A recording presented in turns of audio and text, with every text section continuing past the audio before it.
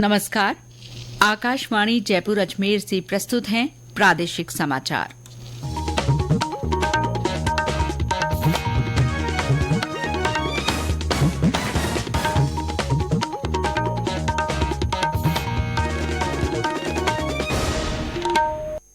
मुख्य समाचार।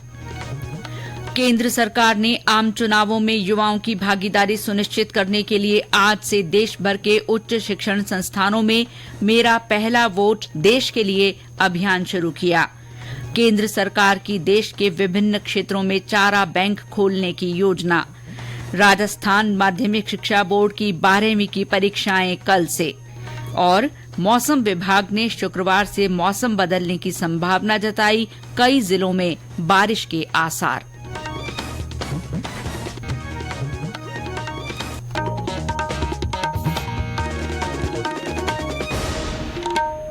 समाचारों के साथ मैं शीला चावला। और अब समाचार विस्तार से। केंद्र सरकार ने आम चुनावों में युवाओं की भागीदारी सुनिश्चित करने के लिए आज से देश भर के उच्च शिक्षण संस्थानों में मेरा पहला वोट देश के लिए अभियान शुरू किया है। इस अभियान का उद्देश्य राष्ट्र के व्यापक हित में युवाओं को मतदान के लिए प्रोत्साहित करना और मताधिकार की उपयोगिता बताना है। ये अभियान 6 मार्च तक चलेगा। केंद्रीय शिक्षा मंत्री धर्मेंद्र प्रधान ने बताया कि सभी उच्च शिक्षण संस्थानों से अपने अपने परिसरों में युवा शक्ति की भागीदारी बढ़ाने के लिए मतदाता जागरूकता अभियान चलाने को कहा गया है। लोकतंत्र में आमजन, खासकर युवाओं की अधिक से अधिक भागीदारी के लिए शुरू किए गए मेरा पहला वोट देश के लिए अभियान के तहत प्रधानमंत्री नरेंद्र मोदी ने देशवासियों का आह्वान किया है। इसी क्रम में पर्यावरणविद पद्मश्री श्याम सुंदर पालीवाल ने युवा मतदाताओं से लोकतंत्र के यज्ञ में आहुति देने का आग्रह किया है। मैं देश के युवाओं से ये आग्रह करूंगा कि देश के प्रधानमंत्री जी ने एक अभियान शुरू किया है, पहला वोट देश के नाम। देश के युवा इस अभियान में ज्यादा से ज्यादा जुड़कर लोकतंत्र को मजबूत करने के लिए पहला वोट देश के नाम पर निश्चित तौर पर आप सब लोग मिलकर पहले वोट का उपयोग करें और लोकतंत्र को मजबूत कर हमारे देश को आगे बढ़ाने में सहयोग करेंगे। ऐसा मेरा आप लोगों से मानना है। आपका बहुत बहुत धन्यवाद। स्कूली छात्राओं में मतदाता जागरूकता के उद्देश्य से आज चित्तौड़गढ़ के राजकीय बालिका उच्च माध्यमिक विद्यालय में प्रश्नोत्तरी प्रतियोगिता आयोजित की गई। विद्यालय की प्रधानाचार्य प्रज्ञा जैन ने छात्राओं और कर्मचारियों को मतदान करने की शपथ दिलाई। इस मौके पर वोटर हेल्पलाइन ऐप डाउनलोड करवाकर इसकी उपयोगिता के बारे में बताया गया। विधानसभा अध्यक्ष वासुदेव देवनानी ने युवा शक्ति से विकसित भारत के निर्माण में योगदान का आह्वान किया है। श्री देवनानी ने आज जयपुर में नेहरू युवा केंद्र संगठन की ओर से आयोजित पड़ोस युवा संसद कार्यक्रम का उद्घाटन करते हुए कहा कि विभिन्न सामाजिक, आर्थिक और समसामयिक मुद्दों पर युवाओं का ध्यान आकर्षित करने के लिए युवा संसद कार्यक्रम बहुत उपयोगी है। विधानसभा अध्यक्ष ने कहा कि युवा संसद जैसे कार्यक्रमों से युवाओं को शिक्षा, स्वास्थ्य, रोजगार, नारी सशक्तिकरण, संस्कृति और प्रगतिशील मुद्दों पर चर्चा का अवसर मिलता है।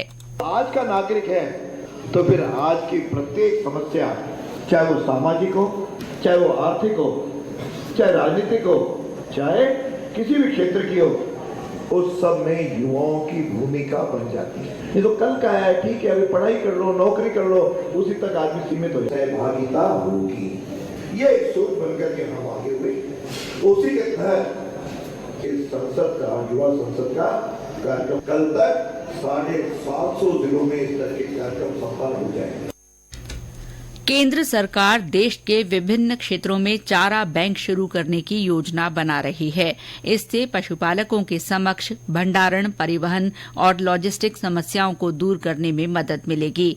आज नई दिल्ली में पशु चारे पर आयोजित संगोष्ठी में पशुपालन, डेयरी और मत्स्य पालन मंत्री परषोत्तम रूपाला ने कहा कि इसका उद्देश्य दूध उत्पादन और इसकी उत्पादकता में सुधार के लिए पशुधन चारे का भंडारण करना है।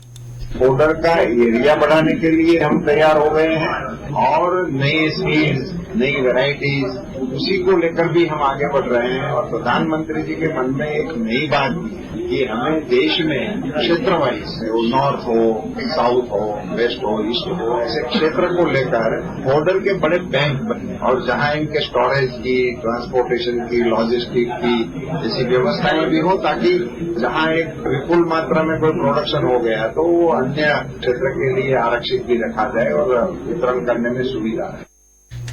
जयपुर में 1 से 3 मार्च तक न्यूरो ट्रॉमा पर अंतर्राष्ट्रीय सम्मेलन आयोजित किया जाएगा। इस तरह के पहले सम्मेलन में दुनिया के 300 से ज्यादा प्रतिष्ठित न्यूरोसर्जन ट्रॉमा क्षेत्र की उपलब्धियों और नई संभावनाओं तथा तकनीकों पर मंथन करेंगे। आयोजन समिति के अध्यक्ष और वरिष्ठ न्यूरोसर्जन डॉ वीडी सिन्हा ने बताया कि देश में मस्तिष्क आघात से होने वाली मौतों की संख्या लगातार बढ़ती जा रही है। इसमें सबसे ज्यादा मृत्यु दुर्घटनाओं के कारण भी हो रही है। उन्होंने बताया कि न्यूरोसर्जरी की नवीनतम तकनीकों के अलावा अंगदान और ट्रोमा से होने वाली मौतों की संख्या को कम करने के बारे में भी इस सम्मेलन में मंथन किया जाएगा। ये समाचार आकाशवाणी जयपुर अजमेर से प्रसारित किए जा रहे हैं। राजस्थान माध्यमिक शिक्षा बोर्ड की 12वीं की परीक्षाएं कल से शुरू होंगी। बोर्ड ने परीक्षा की सभी तैयारियां पूरी कर ली हैं। ये परीक्षाएं 4 अप्रैल तक चलेंगी। बोर्ड से मिली जानकारी के अनुसार इन परीक्षाओं में 8,66,270 परीक्षार्थी पंजीकृत हैं। इनके लिए राज्य के 50 जिलों में 6,641 परीक्षा केंद्र बनाए गए हैं। बोर्ड पहले उन विषयों की परीक्षा आयोजित करेगा जिनमें परीक्षार्थियों की संख्या कम है। बोर्ड की 10वीं की परीक्षाएं 7 मार्च से शुरू होंगी। दोनों परीक्षाओं में कुल 19,39,000 परीक्षार्थी शामिल होंगे। परीक्षा में पहली बार केंद्रों पर परीक्षार्थियों के आवेदन पत्रों पर लगी फोटो से उनके चेहरे का मिलान किया जाएगा ताकि परीक्षा में फर्जीवाड़ा और नकल की रोकथाम की जा सके। इसी परीक्षा से नकल विरोधी कानून भी लागू हो जाएगा। IIIT कोटा का 3रा दीक्षांत समारोह आज रानपुर कैंपस में हुआ। समारोह में कुल 171 विद्यार्थियों को डिग्री दी गई। कार्यक्रम के मुख्य अतिथि लोकसभा अध्यक्ष ओम बिरला ने इस मौके पर कहा कि IIIT कोटा को देश का सर्वश्रेष्ठ संस्थान बनाने के प्रयास किए जाएंगे। उन्होंने कहा कि युवाओं के सामर्थ्य, बौद्धिक क्षमता, कुशलता, सोच और दक्षता से भारत वैश्विक परिवर्तन में सहयोगी बनेगा और वैश्विक चुनौतियों का सामना करेगा। आज राष्ट्रीय विज्ञान दिवस है। इस अवसर पर प्रदेश के विभिन्न जिलों में कार्यक्रम आयोजित किए गए। रक्षा प्रयोगशाला जोधपुर में हुए कार्यक्रम में प्रयोगशाला के निदेशक ने वैज्ञानिकों को कंफर्ट जोन से बाहर आकर नवाचार करने और चुनौतीपूर्ण मूलभूत विज्ञान और तकनीकी शोध करने पर जोर दिया। टोंक जिले में इस मौके पर विद्यार्थियों ने मॉडल और चार्ट्स की प्रदर्शनी लगाई। केंद्रीय विद्यालय बूंदी में विज्ञान से संबंधित विभिन्न गतिविधियां आयोजित की गईं। बाड़मेर जिले के राजकीय उच्च माध्यमिक विद्यालय निम्बलकोट में पौधरोपण किया गया और कई कार्यक्रम हुए। और अब मौसम। प्रदेश के ज्यादातर हिस्सों में बीते 24 घंटे में दिन और रात के तापमान में गिरावट दर्ज की गई है। बीती रात करौली में सबसे कम न्यूनतम तापमान 6.9 डिग्री सेल्सियस दर्ज किया गया।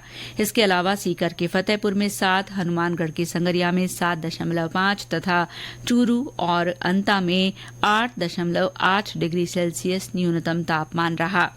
मौसम केंद्र जयपुर के निदेशक राधेश्याम शर्मा ने बताया कि मौसम में आए बदलाव के कारण 1 और 2 मार्च को कई जिलों में तेज हवाओं के साथ बारिश होने और बिजली गिरने की संभावना है। साथ ही कुछ जिलों में ओलावृष्टि के भी आसार हैं। आगामी दिनों में 1 मार्च से एक नया पश्चिमी विक्षोभ सक्रिय होगा और इसके प्रभाव से पश्चिमी राजस्थान और आसपास में एक इंड्यूस साइक्लोनिक सर्कुलेशन भी बनने की संभावना है। क्योंकि सिस्टम की तीव्रता ज्यादा है, इसलिए 1 मार्च दोपहर से ही पश्चिमी राजस्थान के सीमावर्ती क्षेत्रों खासकर जैसलमेर, जोधपुर, बीकानेर, गंगानगर, हनुमानगढ़ में दोपहर से ही मेघगर्जन और कहीं लाइटनिंग के साथ हल्की बारिश का दौर शुरू होगा। 1 मार्च की रात्रि और 2 मार्च के दौरान राजस्थान के शेष भागों में भी यानी जयपुर संभाग, वहीं अजमेर, भरतपुर और पश्चिमी राजस्थान के कुछ भागों में मेघगर्जन के साथ कहीं कहीं हल्की मध्यम बारिश, अचानक तेज हवाएं और 1-2 स्थानों पर ओलावृष्टि होने की भी संभावना रहेगी।